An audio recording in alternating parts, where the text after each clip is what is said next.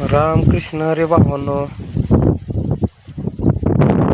आता आपली विठ्ठलाच्या वारी चालू झालेल्या आहेत त्यामुळं रामकृष्ण हरी हे आपलं रान आहे भावांनो. हे घरचं रान आहे माझं. ही एक रान घरचंच रान आहे म्हणा, पण ही शेजारची भिजवलेली दिसते. तुम्हाला झूम करून दाखवतो. हो का, ही रान भिजवलेलं दिसतंय. ती चुलत भावाचा आहे. सकाळी ती भिजवलं होतं. ती भिजवून झाल्यानंतर इथं घरच्या रानात पाणी लावलंय. पहिलं पाणी आहे भावांनो मकाला. पहिलं अजून मकाला पाणी दिलं नव्हतं का ना. आम्हाला फक्त दोन पाऊस म्हणजे कसं, एक आदल्या दिवशी झाला जरा थोडासा. त्या पावसा मी मका पेरली.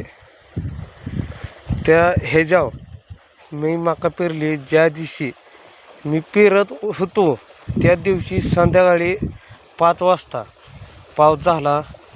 मला काय वडा आलं नव्हतं. त्याच्यावर आज ह्या रानात बघा, तुम्ही बघू शकताय, हे वाप वाढलेला आहे. तर फक्त दंड केला आहे मी भावानं. बाकी काय सुद्धा केलेलं नाही. हाय तेवढ्या पावसावर आज नाही म्हणलं तरी 15 ते 20 दिवस झालं पाऊस बंद होऊन. आज पाणी लावलंय मी. तुम्ही मकात बघू शकता. तुम्हाला जवळून दाखवतो. ही मका आहे माझी. एवढी मका झाली तेवढ्या पावसावर फक्त. आणि पेरताना भावानं मी तर 3 फणावर मका पेरलेले आहे. 3 फणावर मका पेरलेला आहे. तुम्ही बघू शकताय. हे पण रानात पेरलेलं आहे आणि माझ्या चुलत भावाच्या रानात पण मी पेरलेलं आहे. 3च फणावर, दोन्ही रानात 3 फणावर मका पेरलेलं आहे मी.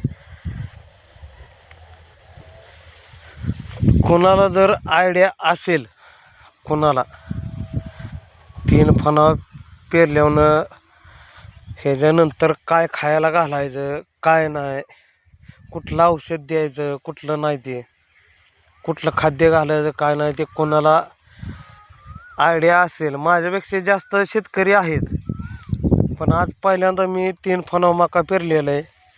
त्यांनी कमेंटमध्ये मला ती आयडिया सांगावी अशी माझी व्यक्त